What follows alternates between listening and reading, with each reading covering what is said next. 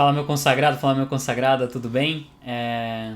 Seja bem-vindo, seja bem-vinda à aula 4 do curso Matrix. E é que a gente vai falar finalmente de produção. É a última aula do curso. E a gente vai falar sobre como produzir conteúdo, né? Quais são as técnicas e macetes para eu conseguir economizar tempo e produzir o conteúdo que eu modelei lá. Lembra? Na aula 2 a gente modela o conteúdo e a gente chega na aula 4 para produzir dentro de alguns formatos específicos. E a gente vai falar disso agora. Sem mais delongas, porque é uma aula também um pouquinho longa, vamos lá.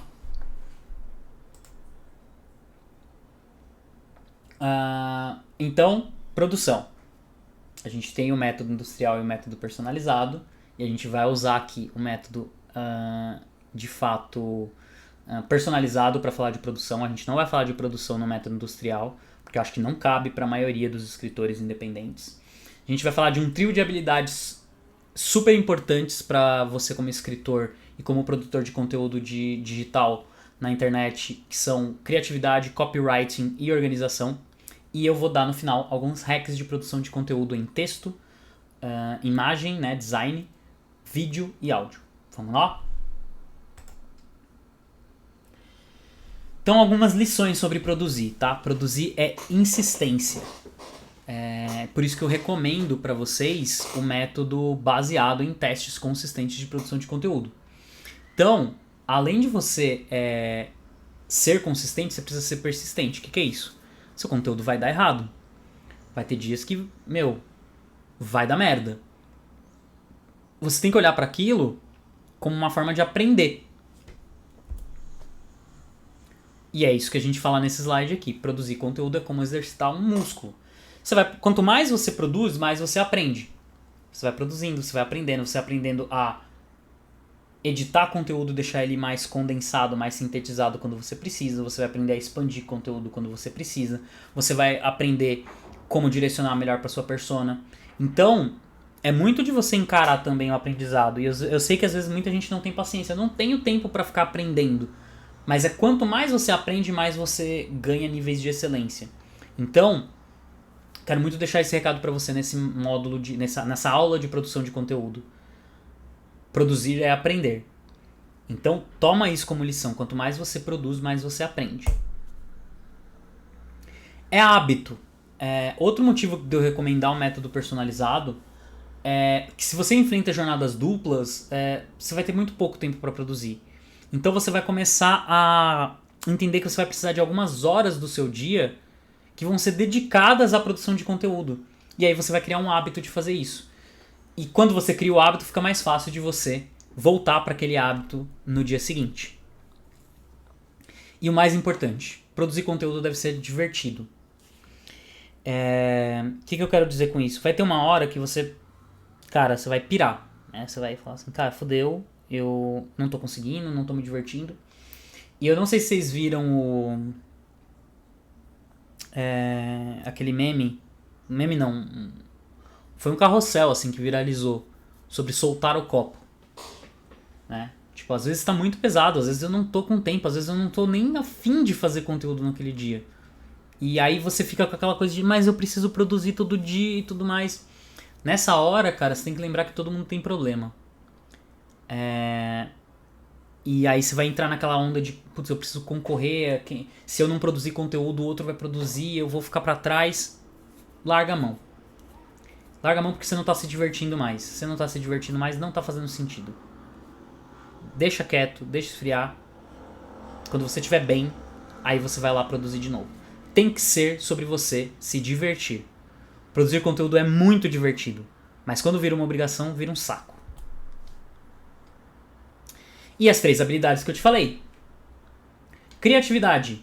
Você precisa ter uma fonte de ideias intermináveis. Copywriting. Você precisa saber persuadir através do seu conteúdo. Você precisa fazer o seu conteúdo ficar mais atraente para que as pessoas deem atenção para ele e tomem a ação que você espera que elas tomem. E você precisa se organizar. Tem um critério de organização aqui muito legal que eu vou resolver em 2 slides para você.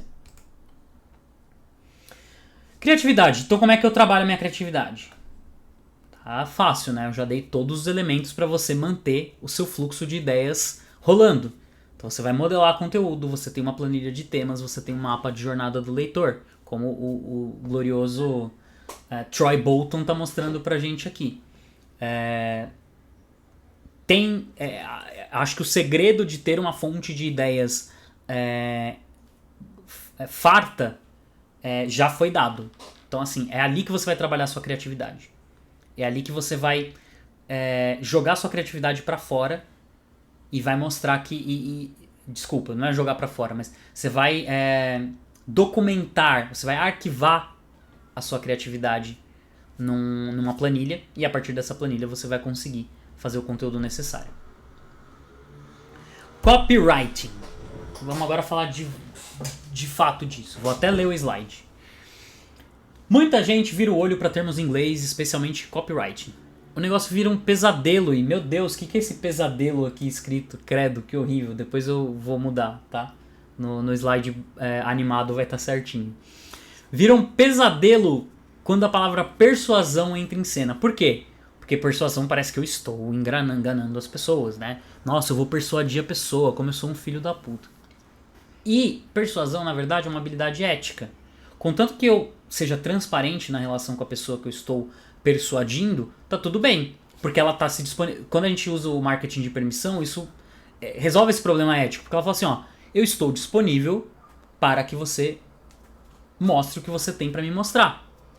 Olha, eu quero escutar o que você tem para me falar. Tá? Então, copywriting é a técnica de usar persuasão em textos e outros formatos de conteúdo em busca de guiar o receptor da mensagem, né? A pessoa que está recebendo aquela mensagem, a tomar uma ação. E aí a gente vai falar de gatilhos mentais. Nossa, outro termo que deixa a galera louca. Mas assim, gatilhos mentais, que o Robert Cialdini, que é um PhD, é um cara que estuda neurociência, então a gente tem que lembrar disso,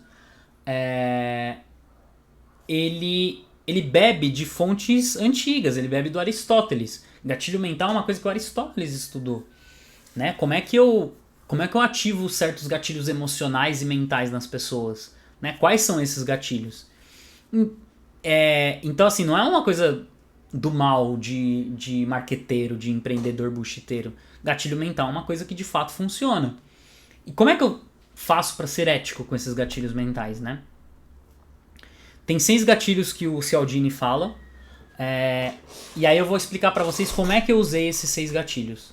E vocês vão me contar se vocês se sentiram enganados ou não com eles, porque eu tenho certeza que não. Mas eu tenho 6 gatilhos mentais do Robert Cialdini, que são reciprocidade, compromisso e coerência, aprovação social, afeição, autoridade e escassez. Reciprocidade. É o gatilho que eu mais gosto de usar porque ele é o mais honesto e genuíno de todos. Para usar a reciprocidade, você precisa entregar alguma coisa muito foda sem esperar nada em troca. Então, conteúdo gratuito. Quando eu abri o grupo no WhatsApp, e esse foi o principal feedback que eu recebi da maioria das pessoas, o Ricardo, ele tá me entregando tudo de graça aqui. Eu consigo acionar ele qualquer hora do dia para tirar uma dúvida e tudo mais. Reciprocidade, eu estava lá servindo a minha audiência. E ainda mais, para um curso gratuito. A maioria das pessoas fazem isso para cursos pagos. Então, o Ficção em Pixels foi gratuito, tanto que eu tive que provar mais de uma vez que o negócio era realmente gratuito. Mas foi como eu entrei nesse mercado, com uma alta reciprocidade. Compromisso e coerência. Então, eu assumi publicamente o compromisso do Ficção em Pixels ser gratuito. E quando surgiram dúvidas sobre assim, mas você me pediu e-mail, então não é grátis. E aí eu coloquei na mesa, eu falei assim, beleza, não, se você não quiser, você não recebe mais e-mail nenhum meu sobre o meu curso. Tá tudo bem, não precisa receber, né? Desculpa, não é nem sobre o meu curso, mas sobre outras coisas que não sejam o curso. Quero só saber do curso, 100%. Eu vou te comunicar sobre o curso. E não vou te vender mais nada, não vou te mandar o e-mail. Você deixou o e-mail aqui só pra fazer o curso. Sensacional. Por quê? Eu precisava me comprometer, eu precisava ser coerente, eu tava falando que era grátis. E tinha gente, por mais que eu acho... Sinceramente, eu achei uma acusação meio descabida, porque eu preciso do e-mail pra comunicar. Mas beleza. Por mais que eu ache isso, eu não podia deixar essa impressão. Então eu tive que agir com coerência. Eu assumi um compromisso que era gratuito e eu fui coerente. Eu mostrei, é realmente gratuito. Prova social. Quando eu comecei o Write Together, eu tava com muito pouca visibilidade. E eu só tinha ajudado 2 autoras, né? A Camila e a Cláudia. E essa prova social, eu precisava mostrar de alguma forma. Então eu chamei elas pra fazer um depoimento no meu site. E foi super legal, né? Tipo, são 2 autoras que eu ajudei, falaram super bem, falaram coisas reais, né? Não mentiram, porque se eu tivesse feito porcaria, elas não gostariam de mim, não estariam falando. E, pra compor, eu trouxe também pessoas que trabalharam comigo. E elas deram depoimentos não no sentido de autor, mas no sentido assim... Putz, eu aprendi muito com o Ricardo na carreira, né? São principalmente pessoas que eu liderei nas empresas que eu trabalhei. Então me ajudou. E a prova social é um gatilho super importante para que as pessoas entendam que não é só você falando de você. Ou seja, quando você vai ver um livro na Amazon, se tem muita avaliação negativa, você evita. Com mais avaliações positivas, você fala, estão falando dele. Pode ser legal. É mais ou menos esse o rolê da prova social. Afeição. Esse daqui é muito legal, né? Não foi intencional, mas eu tendo a ser a pessoa... Assim, o Ricardo é um menino bonzinho, o Ricardo é um fofo, em situações sociais. Eu tenho um monte de defeito, uma porrada. Nossa, eu sou chato, eu levo as coisas pro pessoal, enfim. Mas eu consigo aproveitar muito bem o meu lado positivo. E o meu lado positivo, ele gera afeição nas pessoas. Né? Eu sou meio nerd, meio desastrado, e eu sou muito carinhoso, e eu conquisto desse jeito. E as outras pessoas conquistam de outros, né? A gente sempre conquista, cada um tem o seu jeito. Então o gatilho da afeição eu usei não foi tão propositalmente, mas quando as pessoas começaram a entender que o Ricardo cantando Beatles era legal, eu falei, pô, que legal que as pessoas estão me reconhecendo como um ser humano. Né? Tipo... E aí tornou a relação mais humana. Então eu acabei acoplando o gatilho de afeição por resposta do público. Então tá aqui. Você pode usar, assim, ser simpático, ser legal, ou às vezes ser irônico, até odioso. Tem muita gente que é odiosa na internet e ativa esse gatilho da afeição. Eu gosto da pessoa porque ela odeia todo mundo. Existe também. E aí vai de você saber usar. É um gatilho que é quase impossível você não saber usar. Você não usar. Porque as pessoas vão se afeiçoar a você de alguma forma. Então é legal que você use. Por último tem a autoridade. Eu poderia ter começado o Write Together uns 6 anos atrás. Ou que 4 anos atrás, quando eu de fato joguei o Write Together pro mundão. Eu já sabia muito de marketing, mas eu ainda não tinha resultado muito concreto.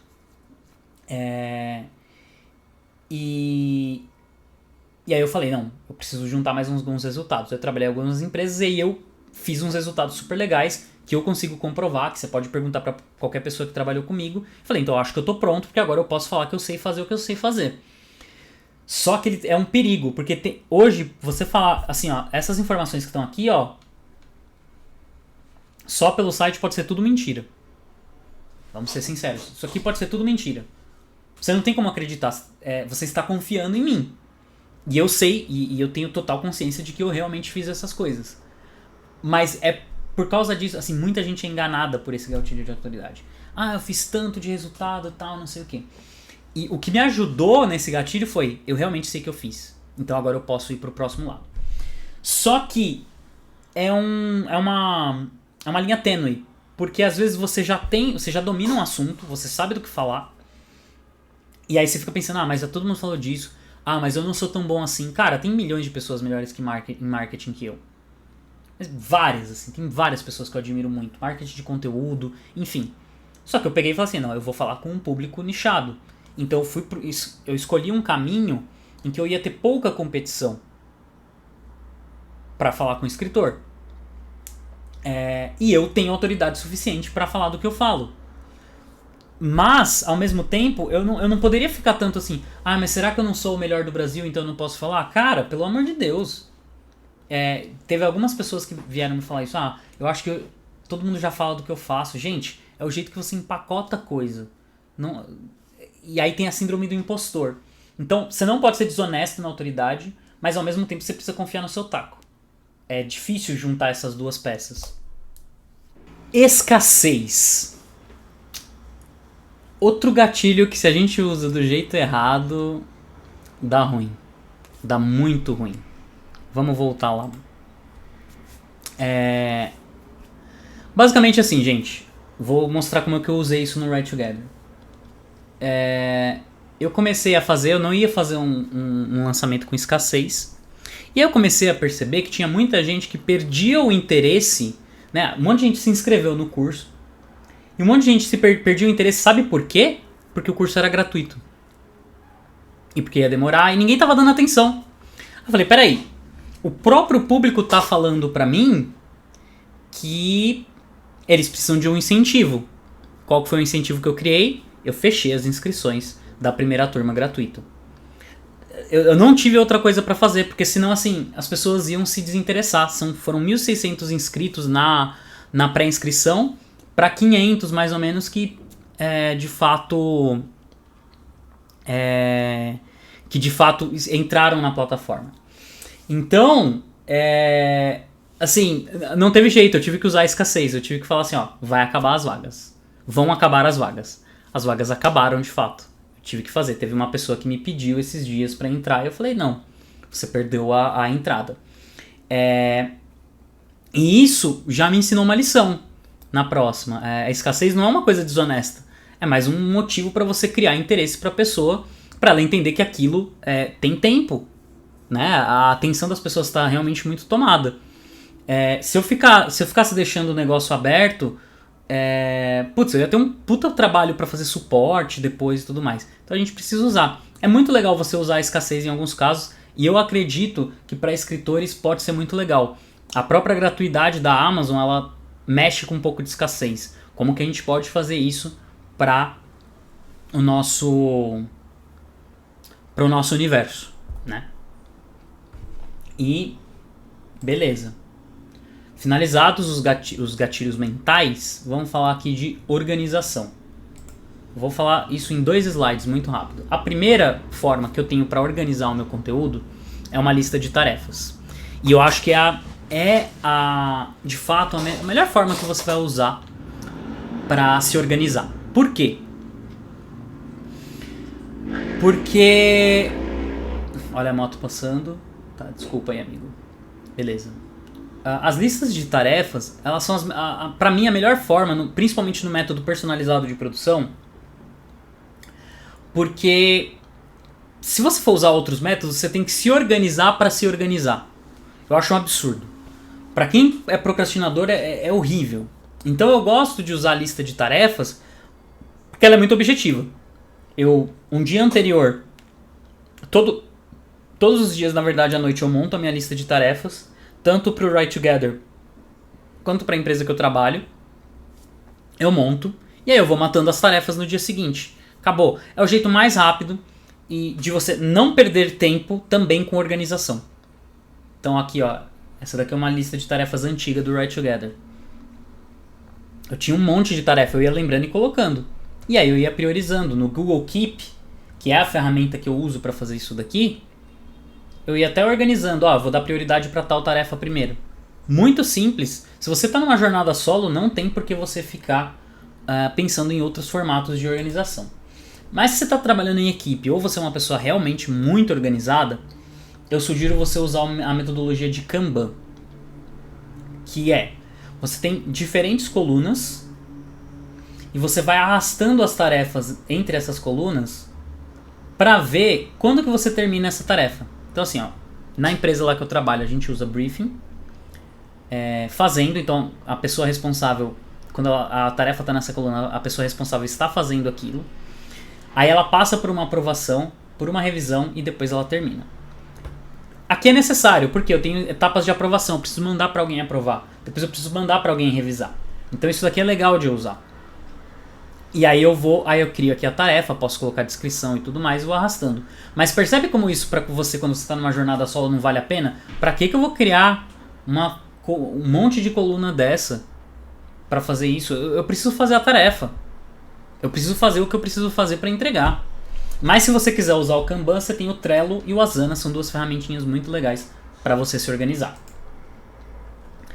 Vamos lá. Hacks de produção de conteúdo. O que eu chamo de hack? Hack são táticas, são técnicas, são atalhos para eu fazer uma tarefa que seria mais difícil de um jeito mais fácil. Ou seja, eu trago conhecimentos mais condensados aqui para você entender como facilitar a sua produção de conteúdo nessas 4 frentes: texto, design, vídeo e áudio. De texto, título irresistível. Isso daqui é mega importante. Então você vai olhar para os gatilhos mentais de novo e vai lembrar tanto os gatilhos mentais quanto as dores das suas personas. Você vai lembrar o que chama a atenção dessa pessoa. O que eu vou colocar no meu título que realmente vai chamar a atenção da pessoa que está me lendo.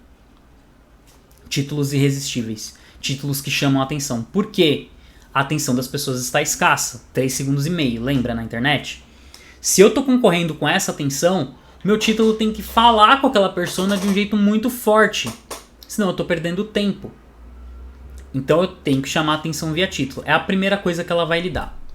A segunda coisa, introdução. A segunda parte mais importante da produção de conteúdo via texto. Introdução. Olha isso daqui. Esse é o título do William Binder. Como eu disse pra vocês, um cara que eu admiro muito. E olha essa introdução aqui, ó. Aqui ele ensina a vender mentoria online e faturar os primeiros R$1.000, mesmo se você estiver começando. Eu não segui esse tutorial. Mas ao mesmo tempo eu consegui os benefícios que ele fala. Olha que foda. Não seria ótimo ter clientes enviando mensagens implorando para você ajudá-los a resolver os maiores problemas? Já imaginou como seria fantástico vender mentoria por um valor premium e lotar sua agenda toda vez que você anunciar novas vagas? Bom, isso é absolutamente possível. Pode ficar tranquilo, eu não vou vender nada para você nesse artigo. Olha que legal. Nas primeiras frases, ele pega na sua dor. De produtor de conteúdo online, tá? Não é de escritor. E aí ele, na segunda, ele fala da solução, de como seria mágico as coisas acontecerem. E aí ele dá a cartada final em uma frase, ele fala, é possível. Quando ele fala que é possível, puta que o pariu, você vai ler. Quem tá interessado nesse assunto, vai ler. E aí ele faz uma brincadeira aqui, que é mega importante, que é, eu realmente estou te dando esse conteúdo de graça, eu não vou te vender nada, eu vou te ensinar. O gatilho da reciprocidade. Repara, essa construção, essa introdução vai fazer você ler o resto do artigo. Obviamente, o desenvolvimento do artigo também tende a te segurar mais, mas por essa introdução aqui, você vai no mínimo escanear o artigo, vai ver como é que ele montou as coisas e vai ler conforme o seu tempo. Então, se o título chama atenção, a introdução precisa convencer. E a introdução pode ser o segundo slide ou o terceiro do seu carrossel, os 15 primeiros segundos de um vídeo de 1 minuto, ou os 30 primeiros segundos de um vídeo de 15 minutos, as 10 primeiras páginas do seu livro. Introduções, eu não estou falando do capítulo introdução, estou falando de como o livro começa, ou de como qualquer outra coisa começa, depois do título. Título chamou a atenção, plau! Como é que eu seguro a pessoa? Eu seguro na introdução. Faça introduções que falem com as dores das suas personas. Legenda no Instagram. Olha que coisa foda. As pessoas negligenciam isso daqui por um mito chamado as pessoas não leem na internet. Existe uma crença de que as pessoas não gostam de ler. A verdade é que as pessoas leem, mas leem aquilo que chama a atenção. E sim, as pessoas não gostam de conteúdo tão denso num primeiro momento no Instagram da vida. Mas elas vão pro conteúdo mais denso conforme você vai alimentando. Esse meme aqui era o meu título, ele chamou a atenção. E aqui eu usei uma legenda muito foda. É um post que deu muito certo, eu paguei um pouquinho também para impulsionar, mas gerou muitos comentários, e grande parte dos comentários não era sobre o meme, era sobre o texto que eu fiz. Por quê? Chamei a atenção no meme, fiz uma legenda aqui. Texto, a minha introdução aqui foi coloca uma coisa na sua cabeça até o nem de seguir sua página. Então eu usei aqui um bom título, uma boa introdução, e eu aproveitei o espaço da legenda para a pessoa ler mais. Porque ela viu que tinha um meme ali estranho. O que esse cara tá falando? É isso. Escaneabilidade. O William Binder ele é mestre nisso daqui. E olha que legal. Escaneabilidade são esses espaços em branco aqui, ó. Não só isso, mas escaneabilidade é o que deixa o seu texto fácil de ser lido. que deixa gostoso de ser lido. Espaço em branco me dá uma sensação de respirar. Então, quando você, principalmente em artigo de blog, escaneabilidade é você usar bastante subtítulo, você usar parágrafos curtos, frases curtas, listas de tópicos, negritos, é você deixar o texto gostoso de ler. Design. Eu não sou especialista em design, mas eu consigo trazer algumas coisas para vocês que eu aprendi num livro chamado Design para Não Designers. Algumas pessoas até compartilharam no grupo do WhatsApp. E os 4 princípios básicos do design desse livro que fala disso são contraste, repetição, alinhamento e proximidade. Eu vou falar de cada um deles, mas por que eu estou trazendo isso como hack? Porque esses 4 princípios básicos que um não designer não conhece resolve muito a vida. Teve uma pessoa no grupo do WhatsApp que eu dei algumas dicas de contraste só e já melhorou muito os carrosséis. Acho que foi o César. Então, fica ligado nessa. Contraste. Contraste ele pode acontecer tanto de várias maneiras, tá, no design. Mas aqui eu vou falar de 3 principais. Que são tamanhos, fontes e cores. E essa capa da Wish é um exemplo de um contraste bem utilizado. Olha essa fonte que linda, que é diferente dessa, que é diferente dessa, que é diferente dessa, que é diferente dessa. Ou acho que essa daqui é a mesma que essa, só que com um negrito. E aí é uma cor diferente, assim. Vocês não vão chegar nesse resultado, tá? Se vocês não forem designers. Isso daqui obviamente é a obra da Marina. Mas, assim, o que é legal de vocês perceberem é como ela usou bem o contraste de fonte, né? Fontes diferentes. E eu não tô falando pra você virar... Outra coisa que você não pode fazer é usar um monte de fonte diferente e achar que você vai fazer igual a Marina. Isso daqui tem muito estudo pra fazer. Por isso que eu recomendo vocês usarem pares de fontes. Eu já vou falar disso.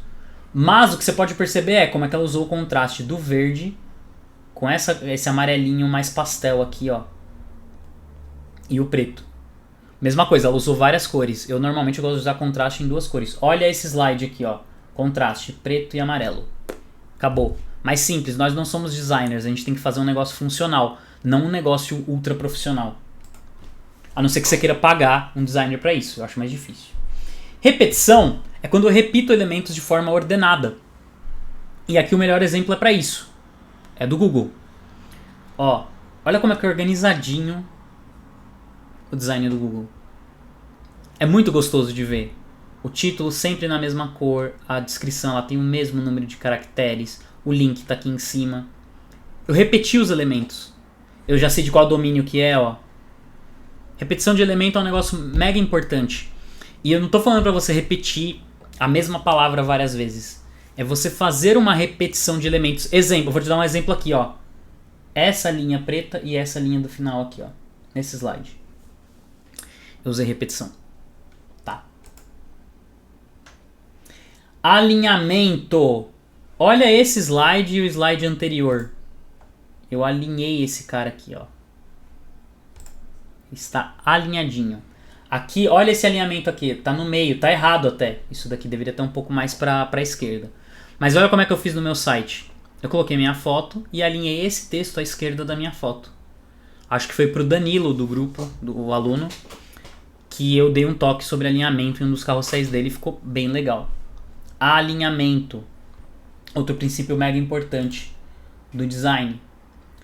Proximidade. Você agrupa elementos semelhantes próximos uns aos outros. Então, Amazon, o exemplo mais claro para vocês. Recomendado para você. Vários livros. Mais vendidos. Ele agrupa o óbvio, que são os livros, em categorias semelhantes. E aqui está o princípio da repetição também, tá vendo? Ó? Mas olha que legal que ficou. Super importante a gente pensar em proximidade também. E vamos falar de algumas ferramentinhas que você pode usar. O Font Pair é o seguinte, a gente não é designer. Então, o que a gente tem que fazer? A gente tem que ir atrás em quem já pensou e facilitou o caminho pra gente. No Font Pair, designers vão lá e escolhem pares de fontes que combinam. E aí eles disponibilizam. Esse primeiro que estava aqui, acho que essa semana, que é Laura e Merriweather. São o que eles estão destacando. Que é um conjunto legal. O que ele faz? A Laura é a de título, tá vendo? E a Merriweather é a de texto. Você precisa de 2 fontes só. Não precisa de um monte. 2 fontes. Aqui, ó. Se você olhar os meus slides, são 2 fontes. Tá? Uma para títulos, outra para texto. Cores. Você quer gerar uma paleta de cores legais? Você não é designer, você precisa entender como é que funciona uma paleta? Essa é uma ferramenta legal. Como é que eu monto minha paleta nela lá? E eles dão paletas que funcionam. Você pode escolher monocromática, você pode escolher... Monocromática são vários tons de uma única cor, tá? Você pode escolher de paletas de tons complementares, enfim. É uma ferramenta muito legal que vale a pena você dar uma olhada, tá bom? O Canva, assim...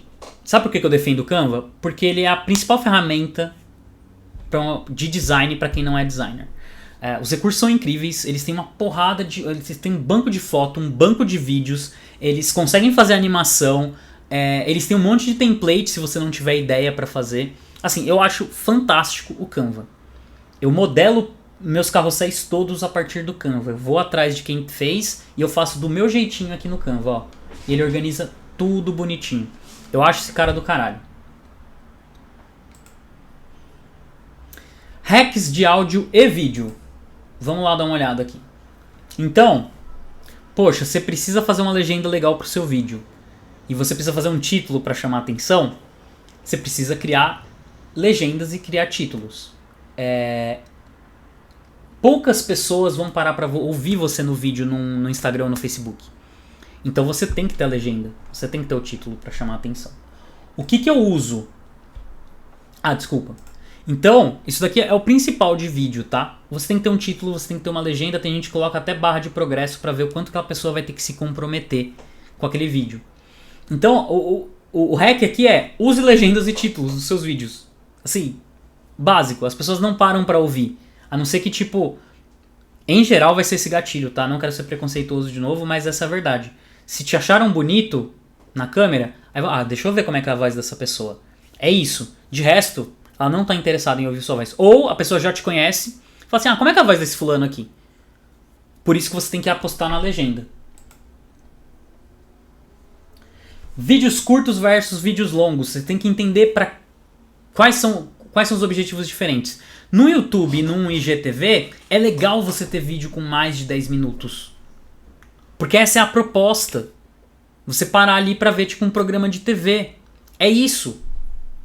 Faz sentido, eu vou parar. No IGTV eu já baixo pra uns 5 minutos. Mas ainda assim é muito mais do que 2, 3, 4 minutos.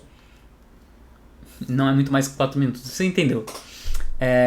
Então assim, vídeos curtos e vídeos longos têm objetivos diferentes. O YouTube e o IGTV versus todo o resto. Aqui, ó, a Antofágica aqui, ó. Eles usaram 2 vídeos diferentes aqui. Esse daqui, clássicos são legais. Eles só fizeram esse clássicos são legais de cima a baixo. E aqui um vídeo de como criar uma capa, um vídeo mais denso. Luz e áudio. Assim, uma câmera hoje de um celular intermediário já funciona com uma boa qualidade de vídeo. Então o que você precisa garantir é que você tem um microfone legal, e eles não são tão caros assim, e que tem uma luz bacana. Então tentar aproveitar a luz natural se você não quiser investir num ring light. Esses 2 caras vão resolver principalmente seus problemas. A luz é o principal foco do vídeo. Não é o principal foco do vídeo, desculpa. A luz é o que vai diferenciar um vídeo meio amadorzão de um vídeo mais profissional. Então, uma iluminação legal já deixa o seu vídeo mais bacana. E o áudio, né? Do tipo, assim, ninguém gosta de ouvir um áudio ruim. Principalmente, e se a gente tá falando de YouTube, de canal mesmo, que as pessoas vão parar pra te ouvir, o áudio é mega delicado. Tem que ser legal, tem que ser gostoso de ouvir. E aí algumas ferramentas, tá? O Headliner, ele é gratuito para você fazer legenda e vídeo. Legenda e título nos vídeos. Então, assim, e várias outras coisinhas, tá? Ele cria animação pra você postar um vídeo de podcast, eu acho do caralho. Não vivo sem. Audacity é um editor gratuito de áudio. Também não vivo sem. esses vídeos aqui estão sendo todos editados no Audacity, a parte de áudio.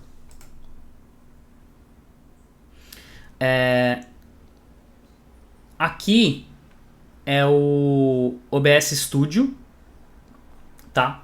E eu uso esse cara, inclusive, para gravar as aulas e também para fazer as lives. Porque aí eu consigo usar mais de uma tela aqui, é bem legal. E assim, esse cara tem inúmeros recursos, tá? Ele é do caralho. Acho que vale muito a pena vocês darem uma olhada. E o Filmora é um editor de vídeo muito bacana, que pra quem tá começando vale a pena pegar a versão grátis. Ele tem uma versão paga, que é a que eu tô usando, né? Porque é pra vídeos maiores. Mas pra quem tá começando eu acho que vale muito a pena dar uma olhada na versão free, tá? Tem outros editores um pouco mais complicados, mas eu uso o Filmora porque ele é muito fácil. Ele é um editor de novo, como a gente não tem todas essas habilidades, a gente tem que ir nas coisas que deixam as coisas fáceis. Um editor de vídeo vai olhar o Filmora e vai falar assim, cara, esse cara não é profissional. Tudo bem, não é profissional, mas eu não sou profissional de edição de vídeo. Eu tenho que fazer o que eu preciso para chegar num resultado, no mínimo, interessante.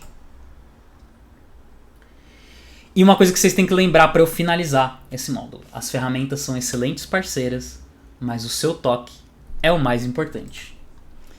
E aqui eu estou encerrando a aula 4 e o módulo Matrix. Prazer ter você comigo aqui. De fato o que eu domino mais estrategicamente é conteúdo. E eu espero que qualquer dúvida vocês coloquem aqui, tá? Eu sei que é muita coisa para pegar. E às vezes vocês vão ter algumas dúvidas de como de fato produzir cada conteúdo. Mas o objetivo aqui era mostrar o arsenal de ferramentas que você tem à disposição. E principalmente olha a aula 3 sobre foco. Onde que você vai focar? Onde que você é de fato bom? Se você for em texto, olha a aula 4 da perspectiva de texto. Se você for bom em imagem, olha a aula 4 da perspectiva de design. Se você for bom em vídeo, olha a 4 na perspectiva de vídeo. Mas de fato, a principal mensagem que eu deixo aqui, usa um método personalizado para não ficar louco com o tanto de produção que você tem que fazer. É um canal de tráfego, um canal de relacionamento e um tipo de formato de conteúdo que você vai usar para começar o que você precisa fazer. Depois você expande, mas agora foca e se organiza com coisas simples, tá bom? Não se mata. Dá para fazer com pouco e dá para fazer inteligente. Grande abraço, até mais.